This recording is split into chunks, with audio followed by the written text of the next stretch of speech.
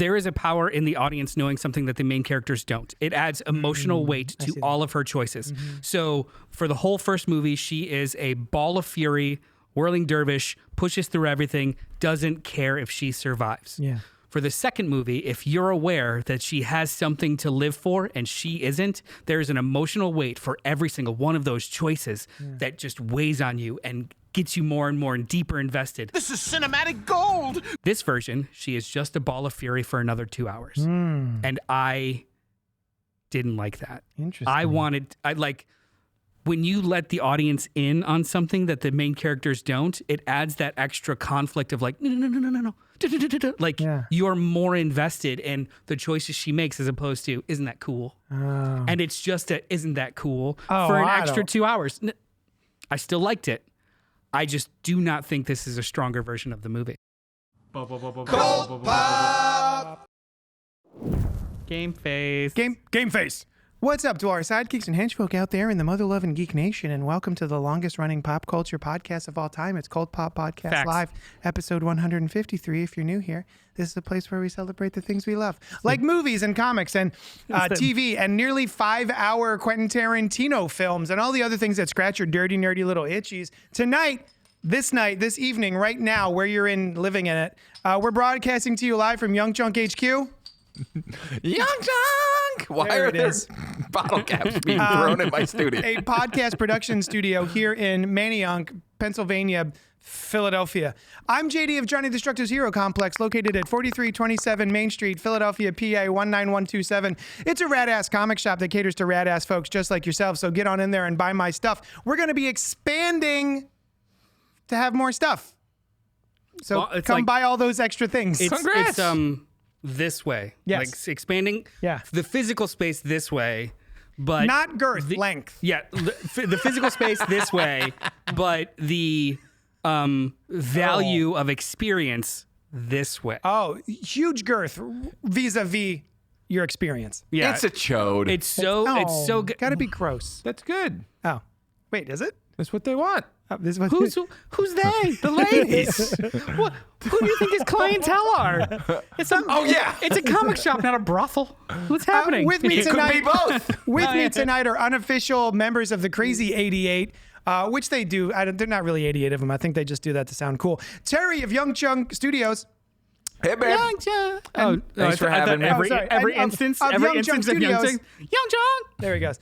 And Noel of a Physical Space. Physical space. A digital place where they celebrate physical mediums. Ooh. Hola, everyone. Hey. We also want to draw your attention to the booth boy, producer Chris. Hey, booth boy. Hey, Chris, I have 2 questions for you. One, if anyone is watching or listening wants to know more about Young Chunk HQ, They can ask Terry. the space or services, where can they inquire? I guess you could ask me. Today I'm a table man. Usually I'm a booth boy. Yeah. Yeah, But, go on the website. graduated. Yeah. Your The tableman? your mic dropped to go from a booth boy to a table man. Is it like balls dropped? Yes. You got the His joke. mic- You got yeah, it. his mic finally dropped. Yeah. It's good. Hey, Chris, second question. cut to yourself. Kung Fu or Western? Oh, to feel. Cut to camera 1, damn it. Do you prefer Kung Fu's or Western films? Really stumped him. Mm-hmm. Do you like filmed entertainment? I don't watch television. Oh, a movie? Well, like screens with video on. Novels? No, not really. If you were going to draw a picture. Well, that's what. But I Would you did. No, I was prefer going to say. I'm going to to draw- I'll say because I watched. There was that show with the robots in the Western town or whatever it was. Westworld. Not West Wing. Yeah, I've seen some of those. That was cool. Westworld. All right, so default Western. There we go. Because you accidentally fell in front of a TV and it was playing Westworld. Wow. What are you guys? Western. I'm legit Western. I'm might be- realizing it now in this might be Kung moment. Fu, and it's because basically plot-wise the same as Westerns. Right. They're just more flippant and cool shit. Yeah, it's true. Because know what I trope-wise, aesthetically different. Narratively, though, it's usually the same like linear plot progression in regards to like wronged, protected, travel. Like if anything, Westerns are just kung fu samurai movies. Well, with that was with a big different coat of revelation paint. for me. Yeah. Like the spaghetti westerns of Spaghetti. my father's. You know why youth. they call them spaghetti westerns? Yes, because They're they're made Italian. I was gonna say because that's all they could afford in craft services. But sure. but also that. It was a revelation for me to discover that the spaghetti westerns of my dad's youth were just samurai movies remade. Yeah. Same exact like plots. Akira Kurosawa movies with the man with no name instead. And that's when I started to get an appreciation more for Western movies. But I think Is it Man with No Name like Fistful of Dollars? yes, Yeah. yeah. I like kung fu movies, but I don't like all kung fu movies. I feel like there is a bit of choreography involved in a lot of kung fu movies that feels like they're just tapping forearms for a long time. But when they really get into the choreography of it, that's when I like Jackie Chan to me is sort of like a heightened kung fu movie because there's comedy, but then also the choreography and the stunts are super baller. Like, but I wouldn't say flat kung fu movies are my favorite. I like a lot more Westerns, I think, surprisingly, than I do kung fu films. Would you prefer Jet Li's Hero or 310 to Yuma? 310 to Yuma, 310 to 100%. Yuma. 100%. Because of what? That movie's so good. I mean, I like what's his name? Ben Foster. No. Ben Foster in Wait. that movie's so good. I thought you were talking about the original 310 to Oh, Yuma, I'm not talking about the the remake. mangled remake. Either or, and here's why I'm saying that. either or. Speed. No, speed. Kung fu movies are much, much slower than Westerns are. Westerns move at a clip. Yeah, it depends on the Western and the kung Compared fu. to Kung Fu. Yeah. Name a fast Kung Fu movie. Rumble in the Bronx. Is it fast? No, not really. It takes a while to get going, I think. What? Anyway, dead air. Thank you so much, Chris. I want to push back, but I don't have the details right now to push back appropriately. But I think it's a bit of a draw in regards to pacing. Yeah, nice. A stalemate in regards to pacing, if that's like your biggest deciding factor. I think that might be the difference. Well, two things. One, actual pace. Yes, I do think they're cut faster of just being Western oriented versus Eastern oriented. But second, I think there is a greater danger in a gun than there is in Kung Fu. Depends on the setting of the kung fu movie, though. If we're talking about like feudal Japan and, arrows and crazy, then that's just the standard as opposed to just the lethality of a bullet. I think I look at it like you wouldn't be afraid of a child's Kung Fu, but you would be scared of a kid with a gun. Touche. I mean, You know what? When you put it like that, I gotta go kung fu. when you put a gun in a child's hand, I guess that just trumps everything. As I am one to do. Here, kid. Tonight, we're returning to discuss the long-awaited, highly anticipated 4.5+ hour edit of Kill Bill, lovingly referred to as the whole bloody affair. But before we do that, we're going to talk about what we've been enjoying this past week. Maybe a listener email that wasn't sent, but thanks for anything. Some bits and bobs, all that good stuff. Remember, if you're here live, feel free to comment, like, subscribe, hit that bell notification. But if you're watching this later, do that stuff. Also, we love a little back and forth, so pipe up in the chat. There, it's popping off. So I have the same issue with a smart move when they stay super late eating into my bedtime. Robert Monroe says Kung Fu, especially the movies that take place in the Shaolin Temple. I'm inclined to agree with him. They're more colorful. They're a little bit more crazy and fun. In bed by 11:30, I think. That's you. Yeah. Robert Monroe Jr. is in the chat saying, I really wanted to see Kill Bill, the whole bloody affair, but all of the times near him were 5:45 p.m. or 7:45 p.m. And I was like, well, Alice and I went to the 5:45 and it was rad. And I was in bed by like 11:30. And he says, I like to be in bed at 9 p.m. reading and lights off at 10 p.m. up at 6 a.m. My man. I like that. Yeah. Yeah. For me, it's like the hustler. add an hour. So like 10:30, roll upstairs and start reading until you fall asleep. Yeah. I'm a fan of the 7-day-a-week bedtime people. So Robert Monroe Jr., if that is a 7-day-a-week thing, I would love to know about it. 70. You mean there's no sleep in days? Every day. You know what? Since I've started my new job, every day has been basically getting up at the same time, even the weekends, and it's like I'm up now. I've been getting up around 6:30 almost every morning. Just Baby. like I got commissions to work on us. No, Kai keeps sleeping. Nice. He That's keeps perfect. sleeping until we drag him out of bed. He's a sleepy dude. Hey, that was the intro. We're going to move on to the second part of the show, wherein we ask each other what was popping for them this week. No. Yeah. Give us one of your what's poppins. I'll do really quickly because I think the other one's going to be more of a conversation between all three of us. But I want to revisit It. Welcome to Derry. Yep, The that was It mine. TV show. Oh, it was yours? Yep. Well, we're going to talk Combo. about it. I've only seen 2 or 3 episodes of it, so So we're not going to talk tread about carefully. a lot. Just I'm up to date. Episode 7 happened. Episode 8 is the finale. Episode 7 had its own kind of finale. They swapped plots and something very specific and, in my opinion, so incredibly asinine happened that it almost ruined the entire show. Oh no. Interesting. The motivations and the reasoning for not the kids. The motivations of the... mustache. Let me do this in a way that doesn't spoil. Motivations of the way of the men, of the women. The men. Okay. The stupid mustache twirly motivation that's revealed, and you're like, that's like even They did set it up. they set it up manipulating a situation, but when he did his whole like spiel about the world and how this will help it and ha ha ha, he basically put a mustache on him, and it was so out of character for that person in the moment. It's like, what the fuck is going on? I'm a little confused on what you're discussing. Mustache twirling. There is an event that happened. All I would say, here's what's popping for me. I think the best directed scene in television this year occurred on It. Welcome to Derry. This past Episode 7. Yeah, That is Really? the best the whole directed opening sequence. on television It's- in the past year. It's harrowing as fuck, but it is Beautifully executed, incredibly executed.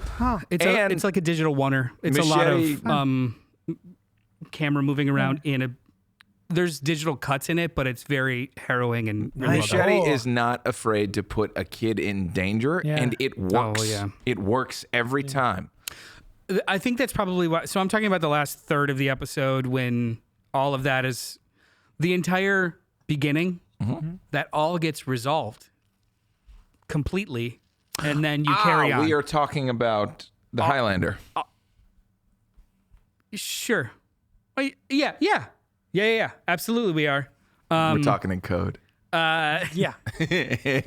After such an amazing first half of the episode, this other subplot gets its like third act reveal, and it is so cartoonish that it almost.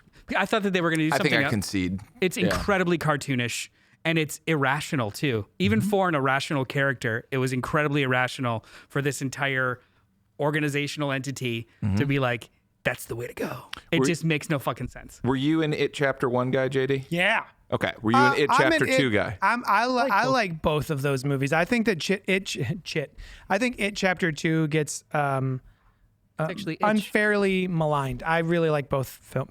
It's actually itch too. Itch 2.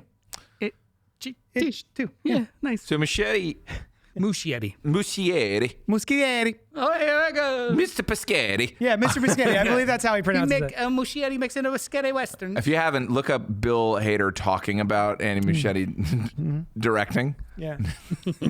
When he's like, just speak English, you fucking idiot. But I like Bill Hader. I love but Bill I Hader, yeah. think he. I'm not going to tell a director what they need, but I find his CGI to go a little too far in the cartoony direction. I wish he would reel it in just a little bit. Especially with like even in the second episode with the lampshade. It's a bit Yeah. Right. But when you see this scene, Yeah. then it's like, well, that's a fucking director. That guy's amazing at this kind of stuff. Just do it this way. Okay. I don't know, but there has to be. I'm sure there's some cartooning something in his background because I don't know. it goes Little from Looney Toony? terrifying to Looney Toony, Yeah. and then back to terrifying. Admittedly, Well, also, if you keep in mind, I mean, honestly, I don't know what you're talking about, but if you keep in mind the sort of silly nature of Pennywise has a bit of, goof. He's a goofy little guy. He's just a Good goofy point. little My clowny gripe has guy. nothing to do with Pennywise. No? Not at all.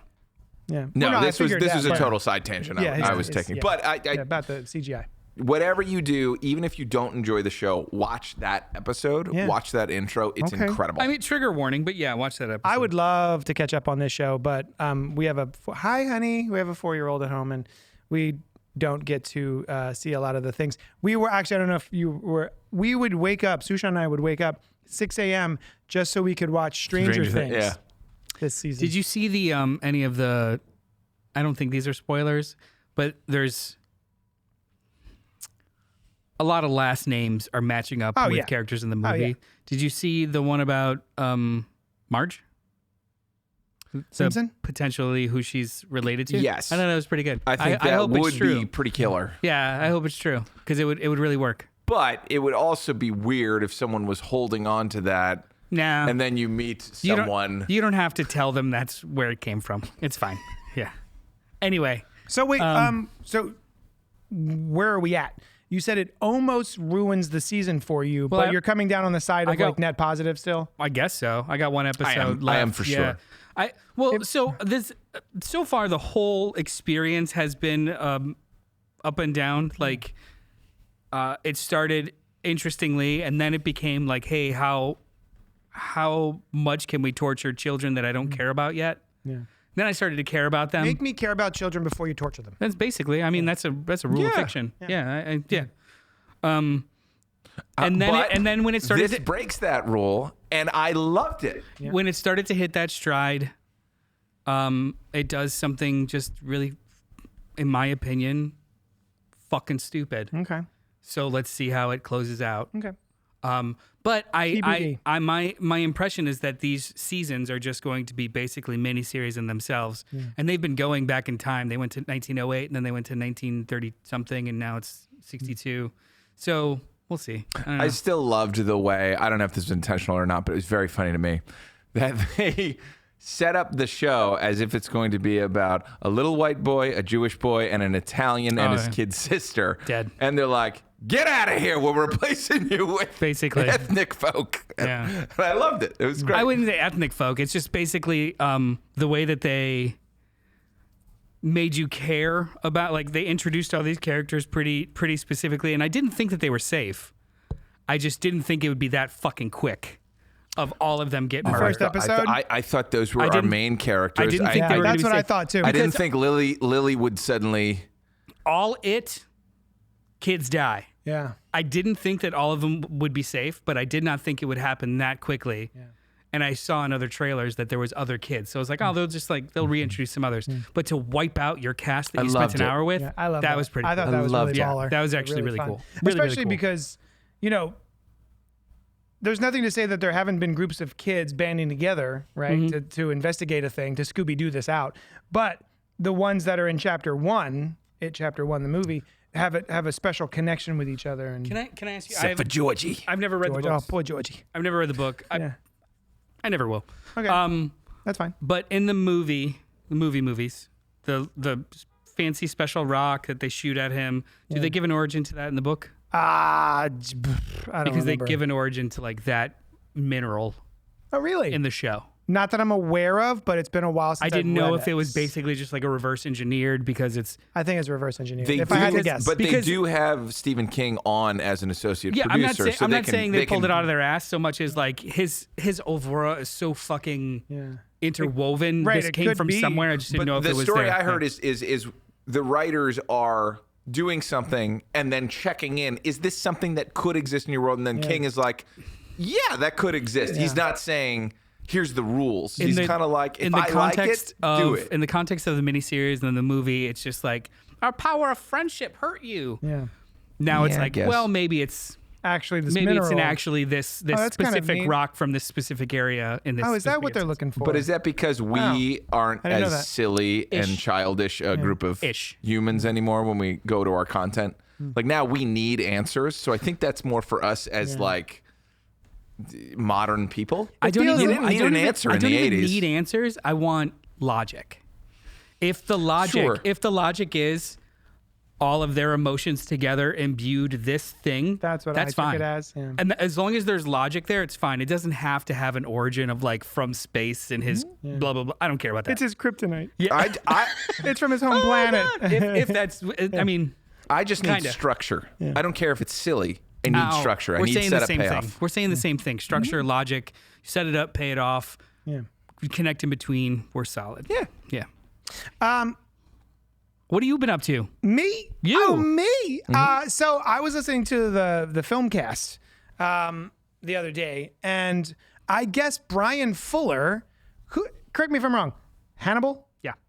Brian Fuller, who created Hannibal, one of the most amazing thriller horror TV shows of all time, and the most gorgeous. Previously had done Pushing Daisies back in 2007, starring Lee Pace, Anna Friel, Kristen Chenoweth, and She McBride. And it was a delightful show that I think unfairly equated with just stealing the aesthetic of Tim Burton. But it's really just if Tim Burton was happy. You know why? The pilot's directed by Barry Sonnenfeld. Who's Tim Burton's old DP, who also did Men in Black 1 and 2, Yes. and a couple of other tangential. Yes, the aesthetic is Purposeful. it's absolutely of a tone. Yeah. Yeah. So, but I kind of hadn't thought about this show in a very, very long time. I watched it way back in the day, in the before times, and on the podcast, the film cast, they were talking about if you could resurrect any show, any dead project, what would you resurrect? And Jeff wound up saying Pushing Daisies. And then this week, I guess Brian Fuller had announced that they're working on a season 3 and it's coming. They're hoping to bring it back, and all of the cast is interested in coming back for this. So that made me go, oh my God, Pushing Daisies? Oh, I should go rewatch that. So I went and rewatched it. We watched the first episode. Sushan had never seen it. And we've been looking for something, we watch a lot of 1-hour dramas or horrors or thrillers.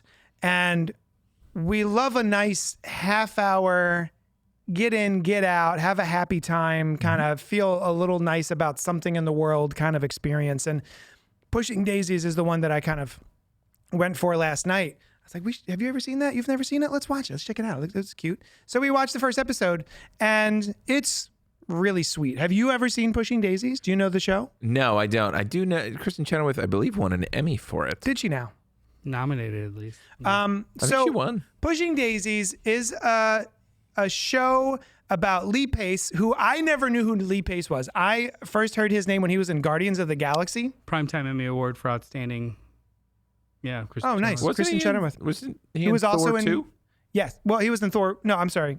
He was the Ronan the Ronan the Accuser? Ronan Accuser. the Accuser, Yeah, yeah. that was Lee Pace. So I had no idea what the guy looked like, and I was like, why did people are like, oh, that's Lee Pace? I'm like, I've never heard of that guy in my life. Very young Lee Pace is in this show. He's also in one of my other favorite shows, *Halt and Catch Fire* with Oh, that is a Mackenzie good show. Davis. What a awesome show. So the show. So Lee Pace is a kid who finds out that when someone dies around him, anything dies, he can boop and bring it back to life. He's got 60 seconds after boop bringing something back to life that if he doesn't double boop them to put them back to kill them again, someone in the vicinity will die because the like balance has to trading happen. lives. So if I boop you and we talk for over a minute and then I don't reboop you, Noel might pass away. Is he aware of this power when he gets He it? figures it Eventually, out as a yeah. child, and he's got a childhood friend that he loved, and meets again as an adult. Spoiler alert: she dies in the first episode, and he boops her to see how she died, who killed her, because that's part of their thing. Is like him and She McBride from Boston Public would they have like a thing going on. Well, he'll boop a person. Got 60 seconds, ask him who killed them, reboop him, let him go back to death, and then they'll get the reward money. So he does this with his, not girlfriend, but a kid that he grew up with, and he is so taken with her and doesn't reboop her in enough time, and then someone dies, and she keeps living, and it's this cute romance story, this romantic comedy, but they can never kiss or touch or hug or anything because if he does, she's dead again. Like Rogue. Like Rogue, but with death. Final. What's Yeah. your favorite Kai McBride? Or She McBride? She McBride? Chi McBride Frighteners. role? Oh my God, Frighteners. I still have not rewatched that. Damn it. I love him in Waiting. What's waiting? I don't like Oh, the diner. Yes. He's in that? Yeah. He's the chef. He's Wow. the cook. Oh, is he? He's He's one of the cooks, and The he- not Dane Cook chef. The not Andy Milanakis. Oh, maybe he's not. He's something, but you go to him for sage advice, and he just puts on this accent for no reason Oh, during yeah? it. And he's like, "Now here's what you got to do: foist. You got to go." I like that I accent. like Whatever foist. that. Foist. Like you a- got to go downtown. Like the lowest guy in the mafia totem, right? They always talk like that. But he always has great advice, and he starts I am with here foist. to poop on your fun. I am glad that they're trying to make another season. Brian Fuller's name is attached to so many doesn't get made things. It's insane. That's okay. And he drops out of things The and they full get dog. canceled. Like he folds more than he More like That's- Brian Folder. Oh, can you open that? so temper expectations, love what's here. Don't hold your breath and wait. Do you have any experience with pushing daisies? I saw the first couple of episodes. I really, really liked it. I actually preferred the other Brian Fuller Lee Pace TV show from 2 years prior to it, Wonder Falls. Oh my God, Yeah. that was him too. Yeah. Oh shoot. Yeah, that makes sense. And Dead Like Me. Of course. Oh, is that like me a sequel to Pushing Daisies, or is the guy No. just like death? He just likes death. Do you want to try this? Sure. These are pumpkin pie Pop-Tarts. And they're good. I'm not going to lie. Can't even have the rest of that. Not even a Pop-Tart fan, but they're good. This is my second Pop-Tart of the day. This is my second favorite Pop-Tart, period. I had a s'mores Pop-Tart earlier. Nope, that's gross. Oh. No, I appreciate it, but die. Die. I might be going to the Pop-Tart store. What's the best Pop-Tart? Well, I always thought it was, I mean, now it might be. the chocolate-covered s'more one. Oh my God, what the fuck's wrong with you Traditionally. guys? That's not a traditional flavor, by the way. Sure it is. No, it's not. You're talking original strawberry, blueberry, that whole, There's John? 3 originals. Strawberry, blueberry, grape? No, brown sugar.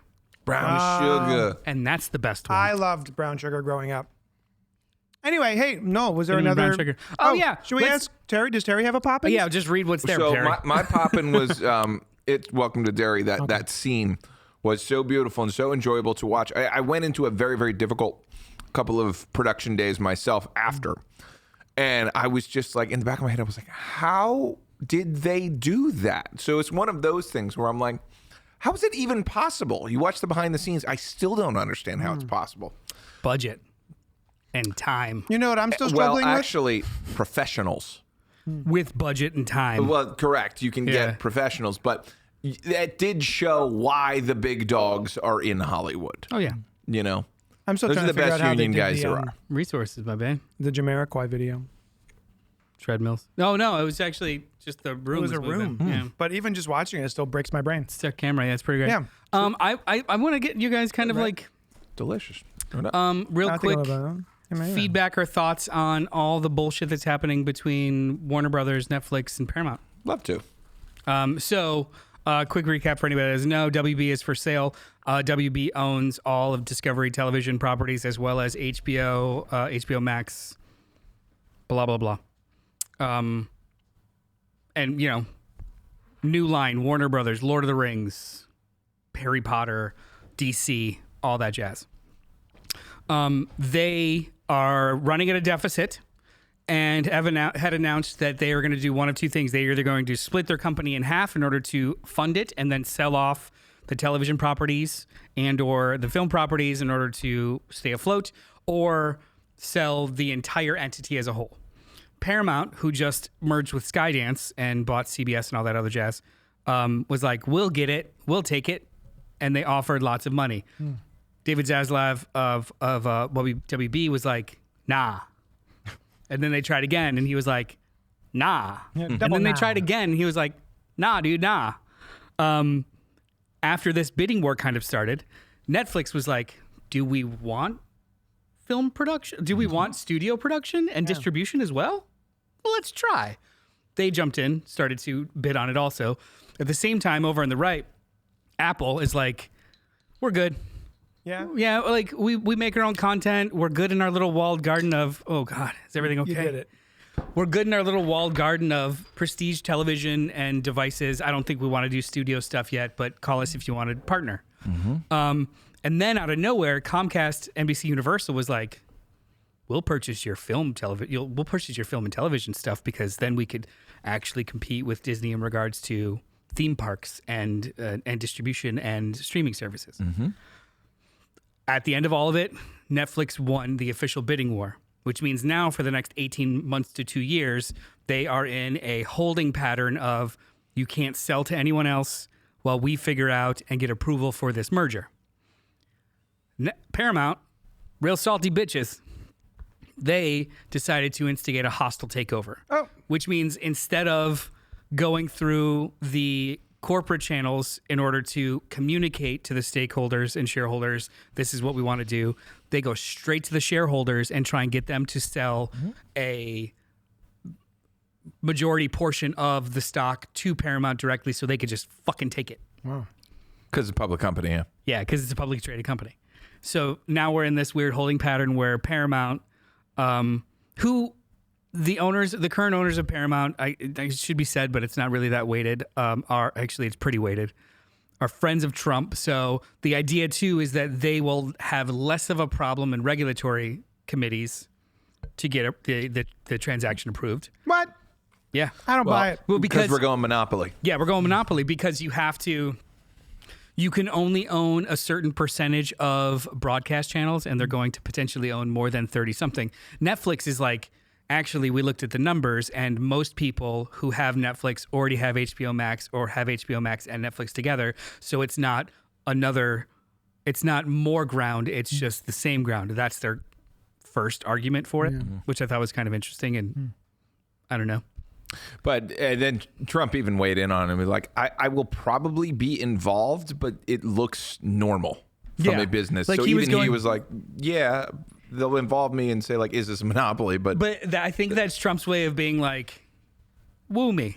Whichever one of you wants to woo me. Yeah. I wasn't thinking because that. that's kind of his jam. But where it's just Sarandos like, wouldn't. I'm not going to say, no, he wouldn't. But Ellison absolutely would.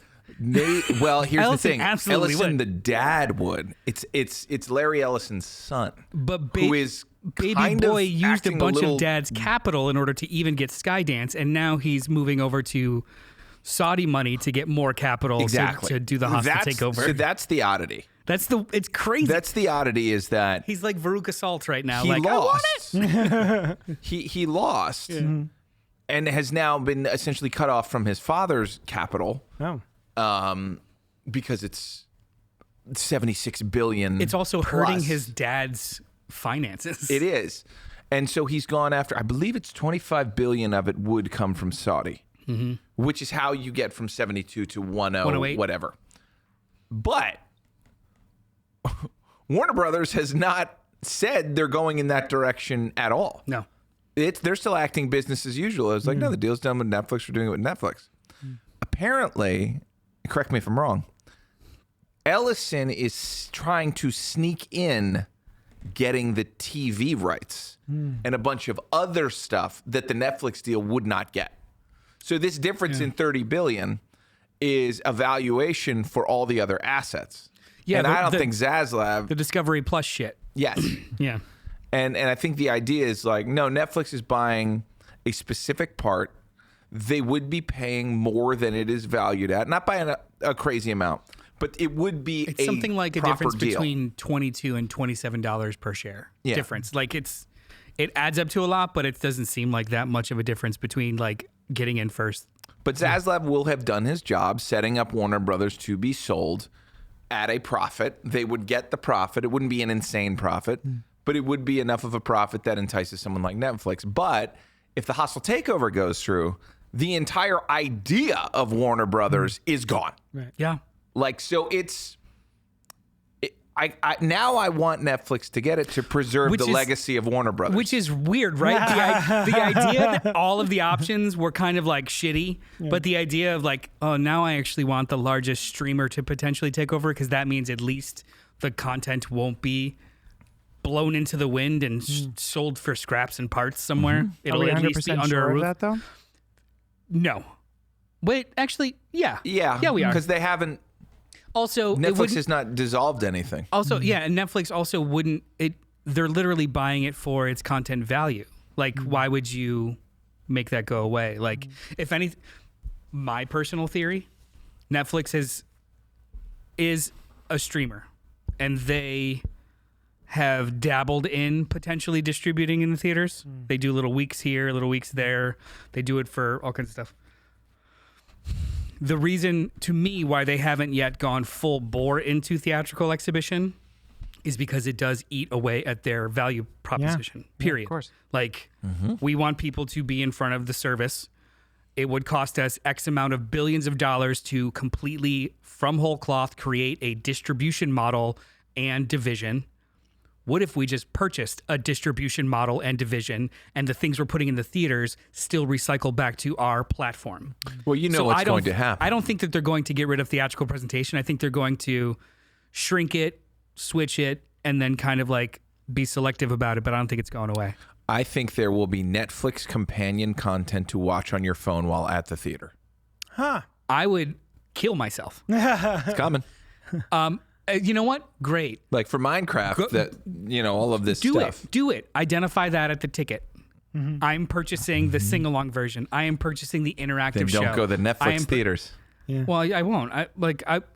I don't think that they will. Yeah, because they do own. Warner Brothers does own theaters. No, Sony They does. have a share in certain theaters. I'm almost positive. Oh, really? I don't know. Not a chain, I don't think.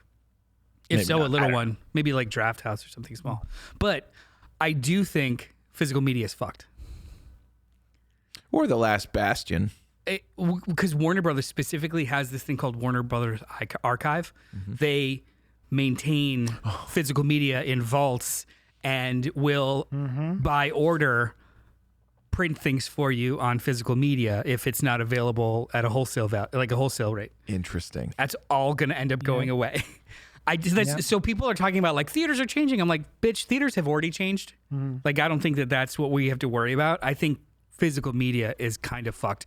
It's going to probably get filtered more and more into like boutique things with Warner, Netflix now maybe licensing little things or doing this as opposed to you go to the store and you could buy a physical copy of something. I think I look at this as we are creating the great battle against Disney. Speaking of physical media. The great battle against Disney is coming. Yeah.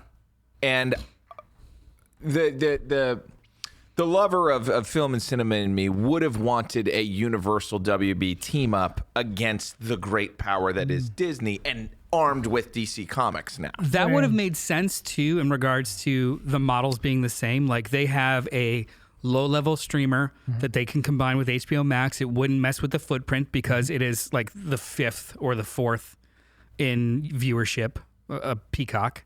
And they already have distribution models and they already have IP. It would really just be kind of like a merging, which I thought that would be like, that's the one that would have fit like a glove. Yeah, but I don't trust Comcast.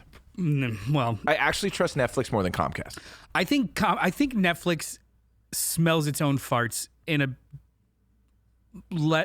slightly positive way, in so much as they do love making things, they do love content, they will throw money into creative endeavors, but they love that so much that they're just like, we don't need this other stuff. And some of that other stuff is actually really important. So like physical media, theatrical distribution, windows, like I think that stuff does matter, but they're so into like this shit works that they won't. So like I'm not worried about art. I'm worried about where it goes and where it stays. I don't think Paramount wins this. I think Paramount loses this. But Paramount did make some really key decisions. They are South Park now. They bought South Park straight up, and they bought the UFC. Yeah. I think this is a reach. I think they would have been okay with these two. They would have kept, well, that's the only place I can see UFC. That's the only place where I can see South Park. I'm getting that app. And, yeah, like maybe wait a year or two. And they also just merged with Skydance too. So like that's all, it's a shit ton of TV and movies. But it would have been cool if Batman was riding Jaws against Mickey Mouse and Spider-Man in a battle, I don't like any of this coming, shit. right? I don't like any of this stuff. This whole monopolization of everything is Oh, it's all not bad. terrifying, and I fucking hate it. It's all terrible. For now, until the next thing comes. Carl says in Australia, Disney no longer releases any physical media. Yeah. Blimey! I'm not sure that's. Well, I don't think there's any stuff. Australia is weird. It's kind of in the middle of nowhere in regards to like shipping lanes and stuff. So like, that sucks. But they got the best damn cows in the world. They also have one of the best boutique labels, Umbrella Studios Films, something. Robert Monroe says it's wild to think that Netflix was once this small company that used to send me DVDs in the mail. I think I might have some DVDs that I never returned. Well, they're coming for you next. I was gonna say like they're gonna merge with you next. I think Robert. you're actually part of the merger. Yeah. Oh no! Yeah. Oh my goodness gracious. But should we talk about maybe the movie yeah, let's do it. Kill Bill? Let's move on to the main review of the show, Kill Bill: The Whole Bloody Affair 2025. Written and directed by Quentin Tarantino, casted Uma Thurman, David Carradine, Vivica A. Fox, Lucy Liu, Daryl Hannah, Michael Madsen, Sonny Chiba. Oh, God, I love this. His scene in this is so good. And Michael Parks, also amazing. Quentin Tarantino's Kill Bill: The Whole Bloody Affair unites Volume 1 and Volume 2 into a single, unrated epic, presented exactly as he intended, complete with a new, never-before-seen anime sequence. Uma Thurman stars as the bride, left for dead after her former boss and lover, Bill, ambushes her wedding rehearsal, shooting her in the head and stealing her, oh, that's a spoiler, and stealing her unborn child. To exact her vengeance, she must first hunt down the 4 remaining members of the deadly Viper assassination squad before confronting Bill himself. Rotten Tomatoes has it as 100%, an audience of 99%. So yeah, I love Kill Bill 1 and 2. I was a huge fan of Kill Bill. Actually, first of all, I'm a little ashamed to say it after this week. Big Quentin Tarantino film fan. Not so much a Quentin Tarantino fan as I am. Person fan, not so much. Film fan, love most of them. After this week it's getting more difficult. But Kill Bill 1, Kill Bill 2, some of my all-time favorite Tarantino joints. And I have been waiting for, 15? How many years? When did he announce that this thing existed? 2011, 2010, something like that. Long time. I've been waiting for The Whole Bloody Affair to be released in a theater so that I could watch it. I would have even taken a Blu-ray, but the fact that it was coming to DVD, or I'm sorry, it was coming to theaters, was flabbergasting to me. I was so excited. Noel and I were like refreshing the Regal app, waiting for the tickets to go on sale. Very excited. I remember you sent me a text. They're live, and we went and got our tickets. It was an acrimonious conversation. I want to recap this. I got 2 tickets. All right, I'm gonna get 2. Cool. I'm at these seats. All right, I'll get these ones. And the seats you picked were like over here from each other. I was like, no, get this one. Yeah. But there was 4 people between us, so it was like back and forth. And I didn't realize that there one. were 4 people between us. I thought that those were all your seats, and I was just grabbing the next one over. Turns out he got the ones over here, and then there was like a person or 2, and then I grabbed these, thinking that he was these 2. Anyway, it's a whole thing. But I didn't get 4. I didn't get 6 tickets. Doesn't matter. I just got 2. It was funny. It was funny. And then it became very sad. And then it became very funny again. There was some ins and outs and ups and downs, and I wasn't able to join the original group. It all didn't Alice matter. and I went to that's right, all of that. None of it fucking So Alice mattered. and I went to the 5:45. You guys went to the noon show on a Saturday, and we went to 5:45 on a Sunday. Doesn't matter. Who cares? Context. Let's real quick. Kill Bill 1 and 2 separately. You enjoyed? Yes? No? I did. I think I preferred 2 to 1. That's the right answer. What? I thought I Yeah. was like the only person. Everyone loves Kill Bill 1. I also needed to mature as a film watcher between those 2 movies. I was working at the movie theater, and everyone loved Kill Bill 1. And Noel asked me this before. Did everyone loving it make it so that I didn't love it as much? No. I was raised a very good boy who wasn't exposed to much media like that. So when I saw it, my reaction to Kill Bill 1 was I had a horrible stomachache during the anime scene because I had never really seen stuff like that, and it hurt me. Like I felt sick. You're to a my, sweet little to my cinnamon roll. Yes, I was. I am. Oh. I am a sweet little cinnamon still roll. to this day. Yes, but I remember that, and then also Sin City came out, and again, my stomach Were those in the hurt same time me. period? I think 3 or 4 years apart. I was working in the movie theater, so wait, no. it was during the spread that I was there. But again, it hurt my tummy. Your little tummy tums? I had my tummy. Oh. I had a tummy ache because of the violence. Following year. You're adorable. I didn't But, realize. by the time Kill Bill Volume 2 came out, I think I was able to appreciate it a little bit you were more. old hat. I'd You were watching matured a snuff little bit. films? Well, I was in film school. Yeah. Oh, that'll do it. No. Undergrad. I was getting my undergrad in film and video. That right, doesn't baby. count. You taught me that distinction. Mm-hmm. Stolen valor over here. Damn Film right. school. So 2 is your favorite? Yes, I will still stand by. I like 2. I like the resolution of it all. I like the dialogue in 2 a bit better, I think. Same. I like the Michael Madsen part of the game. And then the bill itself. However, killer intro to the entire movie. Oh, well, The RIP. first one, you mean? Or the second one? Second one. Do you mean where she's driving? No. I'm going to kill Bill? No, I mean the first one. Where it's just the bloody and the screaming and the black and white of Oh, it all. it's your baby. It's an incredible intro. Yeah. Bill. In the They do it black and twice. white. Yeah, this And is me also- at my most. But it also that was, Masochistic. and that was where my stomach started hurting because Yeah. it's like we just shot a woman in the head. Yeah. What? Yeah. You can do that? What? You can, And then, you can then do I that saw and it, then a film whole it? and then I new watched- world opened up for me. Yeah. And then I watched Evil Dead, and I'm like, all right. That's fair. Hey, Noel. Yeah. Same question. Kill Bill 1 and 2. Kill Bill Volume 2 is my favorite Quentin Tarantino movie. So good. Period. Really? Full stop. Yep. Okay. I don't know if even I would go that far. I have to wouldn't. give it a thought, but go on. Continue. It won the bracket. Oh, did it? Yeah. I don't remember. Yeah. Was I here for that? Yeah. I'm kidding. Go ahead. Tell me more. Yeah, I just think it's a perfect movie. Like when you went to go see Kill Bill 1, what was that experience like? I was in college, undergrad, and we were all incredibly excited for it. All of film school nerds. Sorry, undergrad film class nerds. That's right. We watched and picked apart all of his movies up until then. Had them on all the physical platforms. Loved it. Went. And I was absolutely blown away.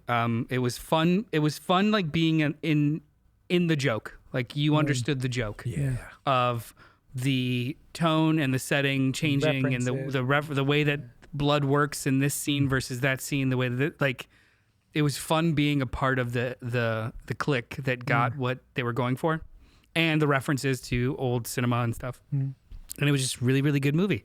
I enjoyed the shit out of it, and it had a banger cliffhanger. And I knew I only had to wait 6 months for the resolution. I looked it up. It was October, April. My It God. was October and April. October like 10th and then like April 6th the following year. So like they were boom, boom. I feel like I probably even saw it in the first one in the theater multiple times before the second one even happened. Yeah. So we were, and bought the soundtrack on CD. Yeah, the whole yeah, like yeah. I was fully ingrained. Loved it. When the second one came out, it was more of a religious experience at that point, just being completely gutted emotionally as well. Like it was just phenomenal and still is my favorite Kill Bill movie. And after seeing all the others since, how he's grown as a storyteller and a filmmaker, I still go back to Kill Bill Volume 2 as his most emotionally satisfying narrative that he pulled off. good. Oh, well And- put. Emotionally satisfying. Well, that's what it is about Kill Bill Volume 2, which I'll get into in just a second. The whole affair, crazy. All bloody 5 hours of it. Netflix better team up with Columbia House and come after me for money, That's funny. says Robert Monroe Jr. Columbia House has all our names somewhere. I was going to make that correlation between Columbia House and Netflix. Soon, Noon Show is better, says Jeremy. And Charles says, R.I.P. Pai Mei.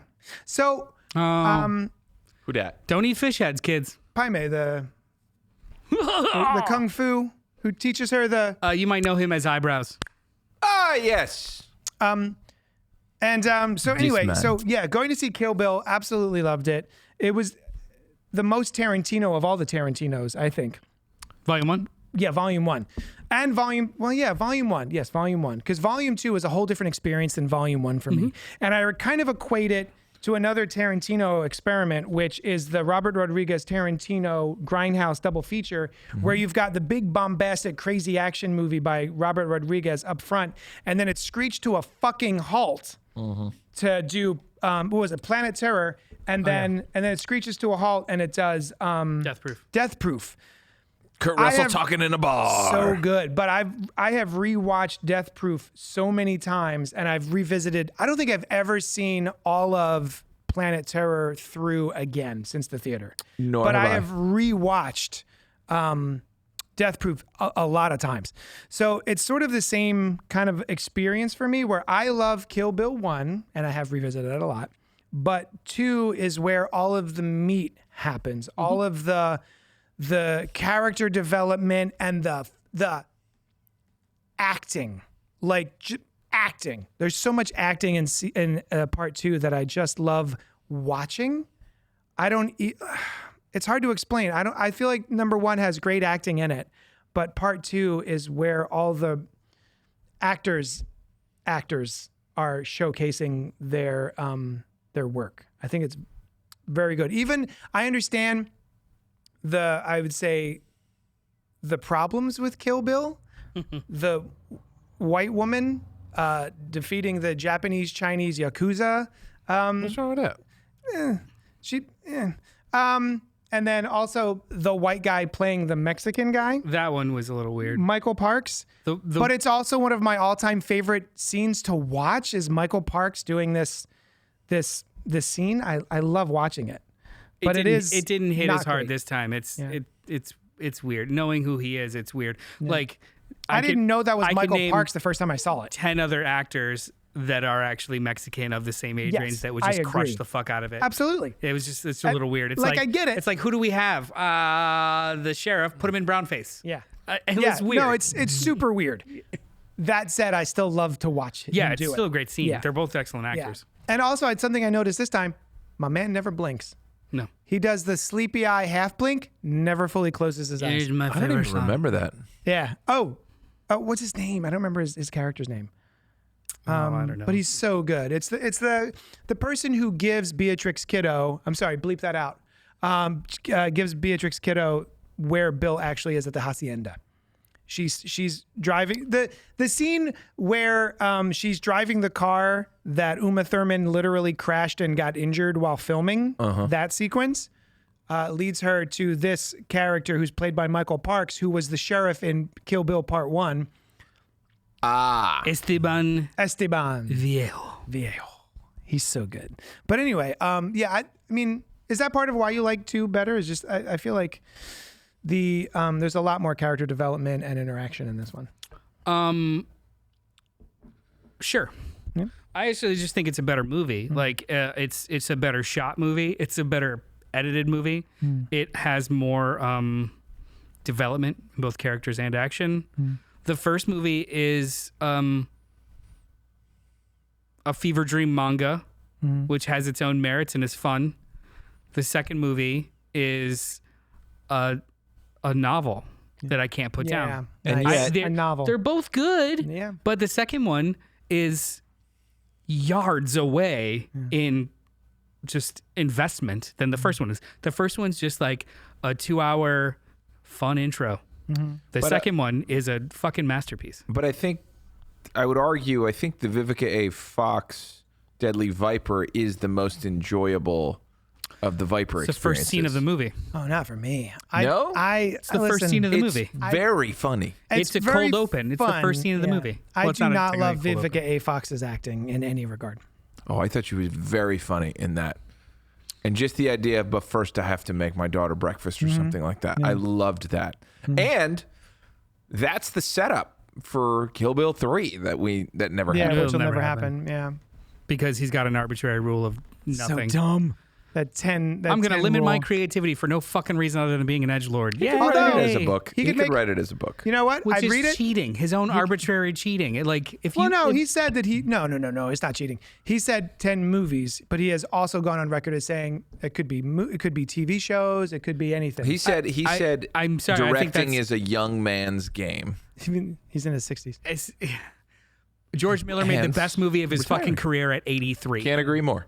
Yeah, I'm not a giant fan of like imposed limitations in so much like discipline, sure, imposed limitations, and then now getting older because the whole I'll do anything after that has evolved because he just doesn't want to renege on his original boisterous bullshit at 30. Dude, the best way this ends, like- he goes back to working at a video store. He's rich enough to open up video stores if he wants to, and I would respect the shit out of that. Yeah. Hell yeah, man. Yeah. Anyway, so that's how we all felt about Kill Bill Volume 1 and 2 individually as they were released in 2004 and 2005. Mm-hmm. How did you feel about Kill Bill, The Whole Bloody Affair? I loved it. I was a little nervous. I'm a sleepy boy, and I was a little nervous about having to spend that much time in one movie theater just sitting. I want to say 3 minutes in, I was like, oh no, I'm good.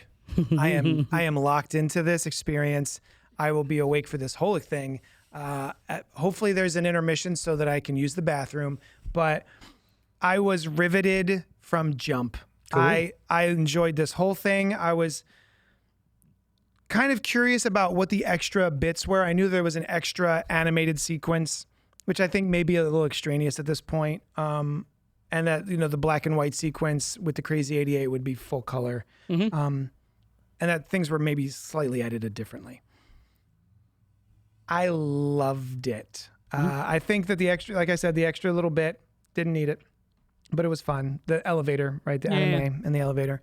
I think the best part of this is something that I wish I had seen this first and not Kill Bill 1 and 2, just because of the reveal that gets edited out of part 1 before the intermission. So, Terry, do you already know this? So, at the end of Kill Bill 1... Let me just go on and say, I did not like this movie enough to take the journey. I was too scared to do it. Okay.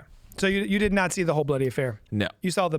But I did watch the extended Hateful Eight on Netflix. So did I. I've watched that a couple times. I loved it. I love it. I think the episodes are better than the Yeah, movie. man, me too. I'll put that on anytime. Those are great. But please, Yeah, feel free to spoil. I want to know everything. At the end I'm never going to see it. Oh, So yes, you please. will. At the end of Kill Bill Never 1... gonna. Let's go. when Sophie Fatale and her limblessness rolls down the hill and Bill is there with his hands on her shoulders, it's revealed that BB, Beatrix Kiddo's daughter, is alive. Right? He asks her, does she know her daughter is still alive? Cut to black. In this experience, that is taken out before the intermission.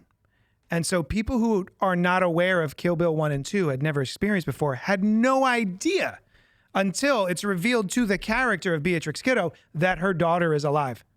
5 hours later. Yes. Wow. Which I Good move. think is a great move. I love that. What did you think? I vehemently disagree. Yeah, you loved it. That was Oh man. that was actually why I disliked this experience over Because of that watching 1 and 2. specific thing? Specifically. Oh, go on. Absolutely specifically. Wonderful. So, first of all, this is cool. Yeah. I loved doing this. I think that it's cool that it was released. Is it a thing you'll buy? I have to. I sold my other 2 thinking that this would be better, and I don't think it is at all. Oh no. I want 1 and 2 back. Wow. I vehemently disagree. I think that was actually this movie's biggest misstep, and I'll tell you why. Please. The end of, and also too, this whole thing of like, we edited them together, he smacked them together and made like 2 changes. Yeah. There's no deleted scenes added. There's just a couple of like recolors, some moved dialogue, and an animated sequence. If I may pause you for just a second. I may have missed it. It's a dumb little thing. I apologize. The Yakuza, I'm sorry, the Crazy 88 that she smacks on the butt and says, this is what you get for fucking with the Yakuza. Mm-hmm. There is a sequence in this version that I never clocked before. Did it already exist where just a couple minutes ahead of time before running into that kid in the blue area, she runs into him and lets him escape? Yeah, That's in the original She doesn't kill him part and 1? pushes him in the water. Is that what happens? I thought so. I never clocked that. I thought so. I was like, oh, that's the kid she smacks later. I thought so because it like stopped her from killing him again. Like, God damn it! And then she takes his weapon. Okay, I never thought as so. many times as I've seen that movie, I totally missed it. I mean, maybe somebody can correct us. I don't know. But good. But Go on. Sorry. So the original viewing is you get revealed that BB like does she know her daughter's alive? Wait 6 months, and then the events of 2 unfold in the same fashion. I think that there's something to be said about the strength of the second movie, the second half of the movie. I understand. There is a power in the audience knowing something that the main characters don't. It adds emotional weight to all of her choices. So for the whole first movie, she is a ball of fury, whirling dervish, pushes through everything, doesn't care if she survives. Yeah. For the second movie, if you're aware that she has something to live for and she isn't, there's an emotional weight for every single one of those choices that just weighs on you and gets you more and more and deeper invested. This version, she is just a ball of fury for another 2 hours. And I didn't like that. Interesting. I like when you let the audience in on something that the main characters don't, it adds that extra conflict of like, no. Like you're more invested in the choices she makes as opposed to, isn't that cool? And it's just isn't that cool for an extra 2 hours. I still liked it. I just do not think this is a stronger version of the movie. Okay, fair. I understand where you're coming from. It bothered me so much because that was honestly knowledge.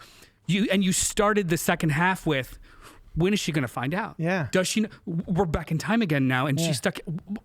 Like there is so much more emotionally in play with you knowing that her daughter's alive and her not than just a reveal. And I think the movie's just slightly lesser for it. Oh, boy, do I disagree. Yeah, I understand everything you're saying.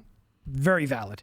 But from my personal experience, I live for a reveal. I hate spoilers. I hate anytime I'm on Twitter and somebody spoils just a screenshot of something, because I'm like, I wanted to see that when I was in the theater.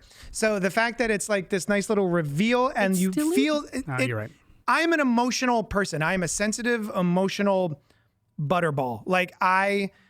So when I'm in there with her, the character, this fictional character, discovering that her daughter is alive for the first time, that is something that affects me more than maybe the anticipation would. So like that reveal to me hits me in my heart, as opposed to like maybe intellectually waiting for a thing. I'm not sure. I'm disagreeing with you again.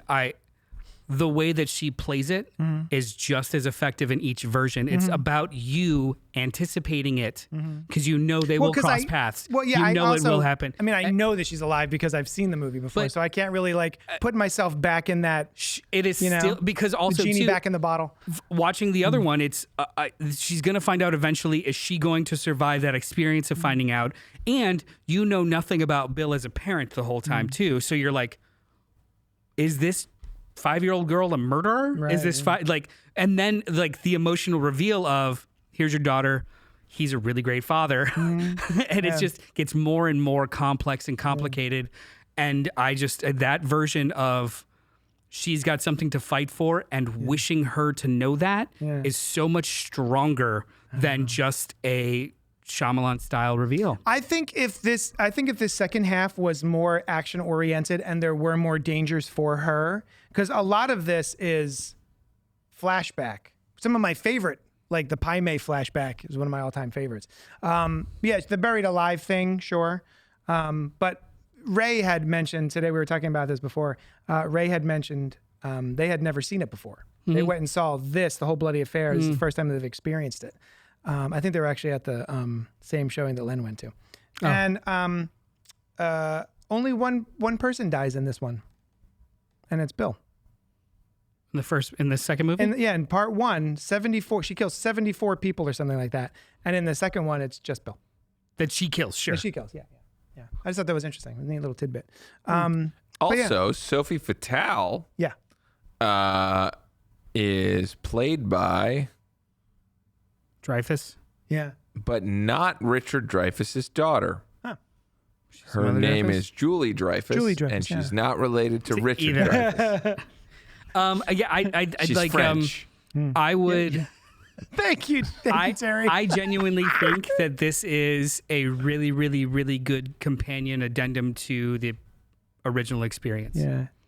Like once you watch 1 and 2, this is now cool. you can sit through the whole thing. I really do think that segmentation of 1 and 2, also too the wild tonal shifts with them being in one experience versus I saw this, evocative Eastern crazy movie, and then now I'm in an emotional Western with some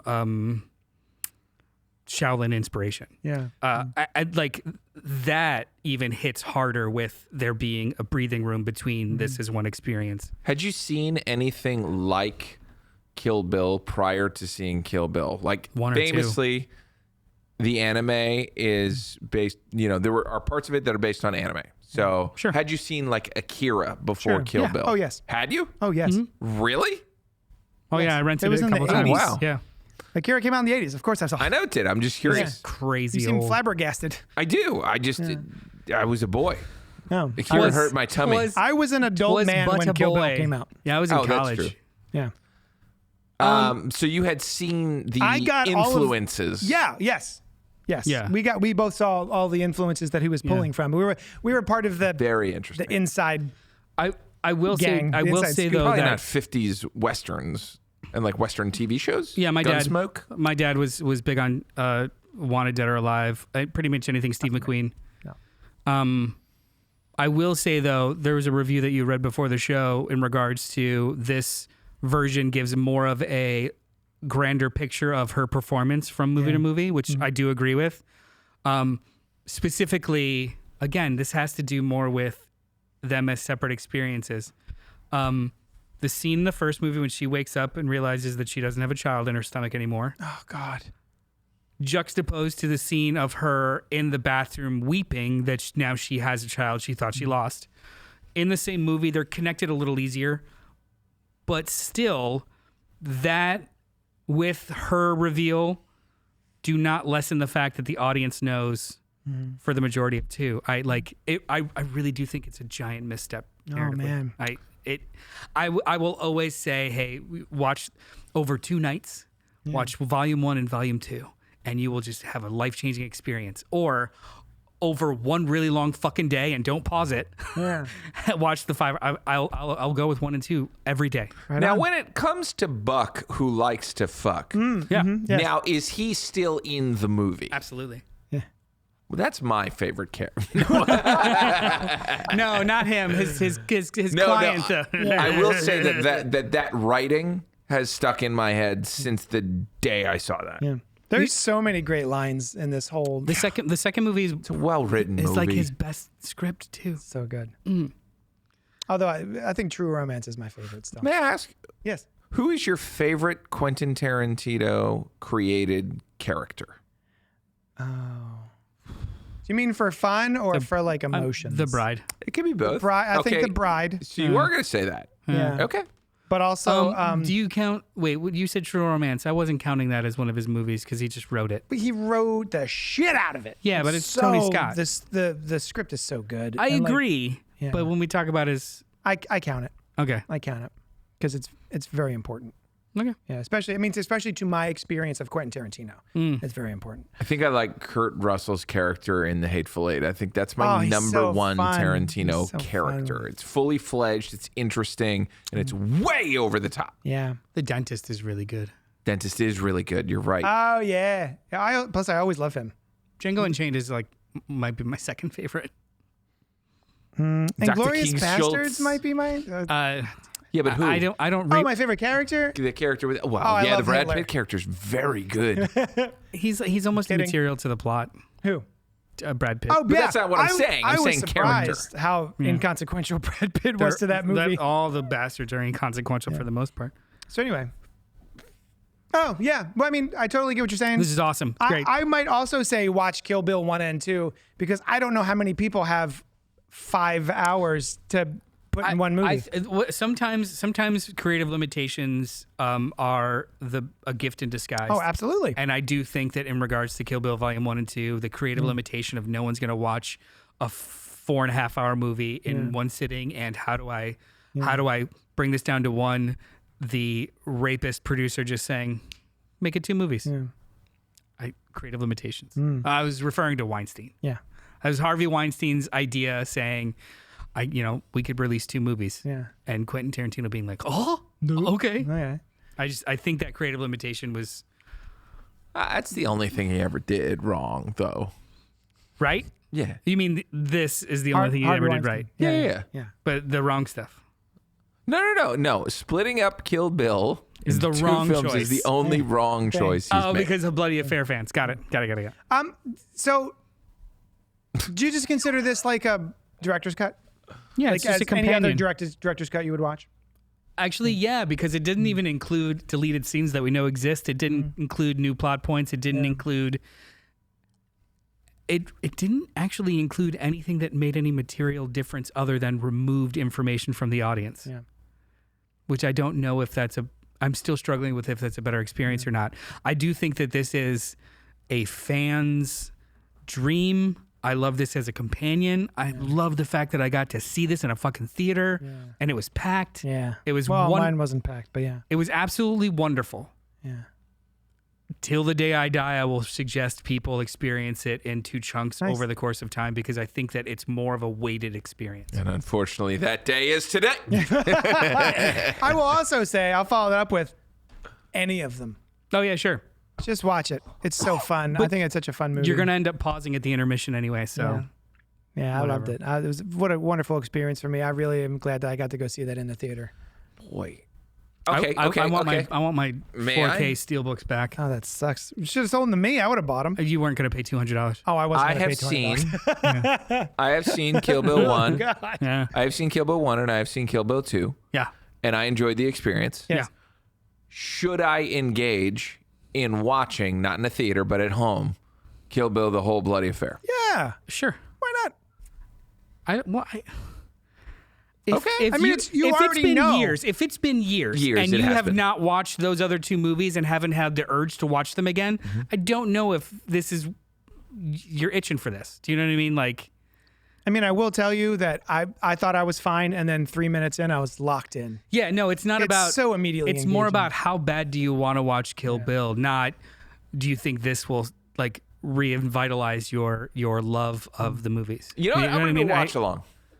Sure. A little watch along? That'd be fun. We'll live stream it and I'll do a watch along. Nice. Pushing play now. Yeah. Pink Apocalypse is in the chat saying 3 things. 1, I pirate Boutique when denied by the studio. Insert Goofy, and I'll Fucking do it again, meme. do it again meme. Yeah. 2, Paramount's move for TV rights may cause chaos for franchise rights with TV and movies. See, the new Trek shit show only allowed a percentage of OG Trek details. Yeah. Really? Oh, I didn't know that. 3, Saudi money comes with growing demands and is causing not good. Influences on WWE far beyond just not allowing women to wear gear. No, this isn't backdoor bigotry, just capitalist reality. You can wear gear. What does that mean?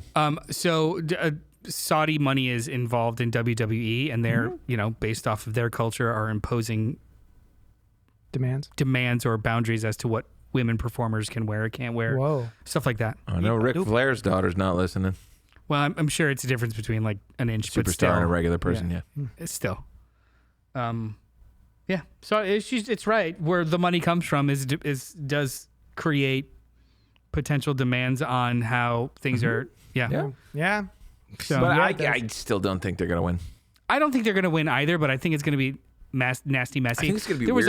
was also one, some finance bro had a theory that Netflix is actually just they don't think they'll win. They're just in a holding phase in order to. So in this 2-year period, Warner Brothers can't go or do anything else and or make any other acquisitions or purchases. They're in a holding pattern of just producing kind of what's available to them. Yeah. Mm-hmm.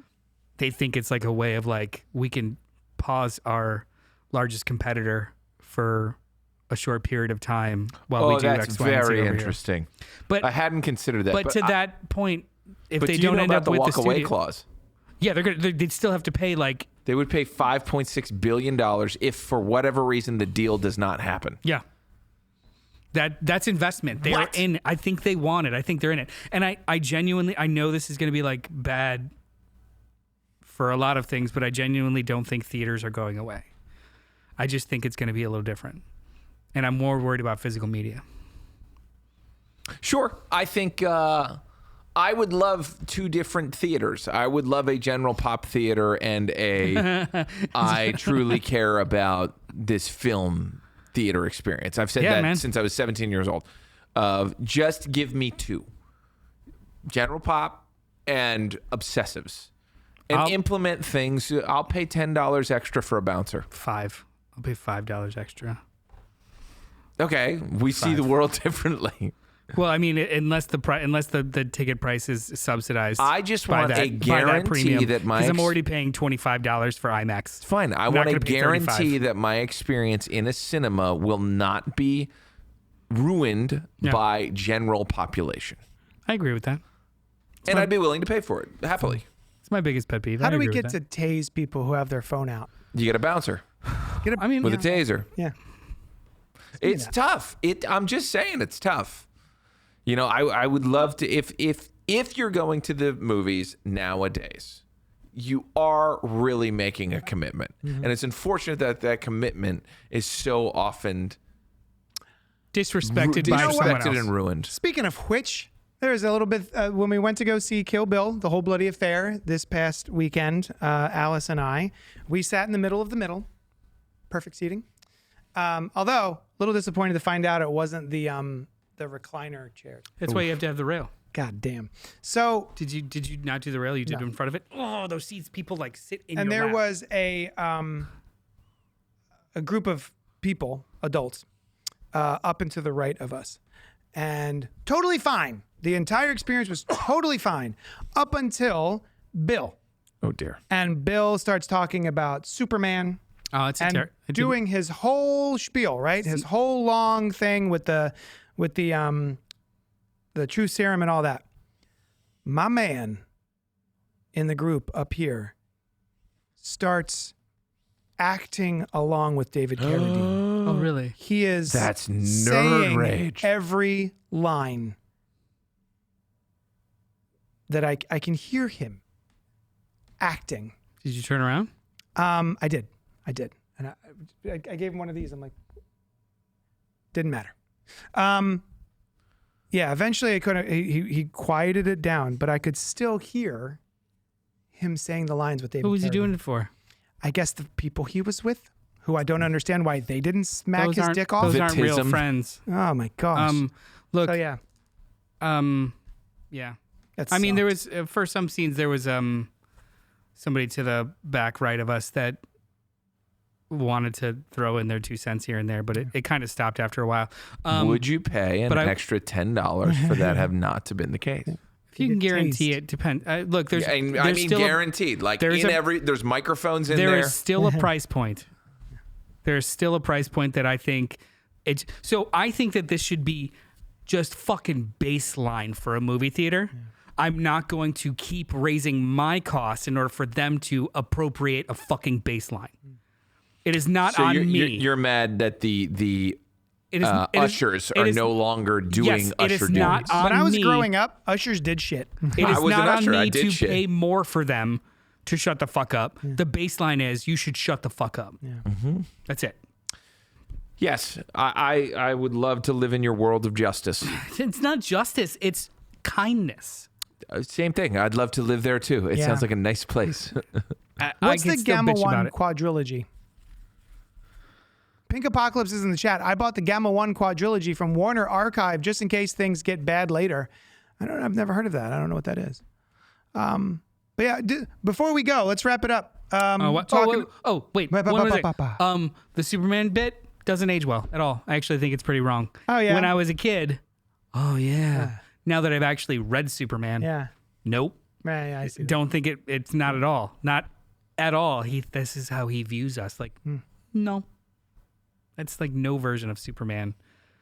Yeah, I see that. Like Bill's version of Superman is, and that's probably, because he's a fucking sociopath. His version of Superman, his understanding of Superman is that he thinks so little of us that he would demean himself as a impish Yes. blah. Right. That is Bill's reading of the character. Yes, but the which is movie fine. presents it in a Yeah.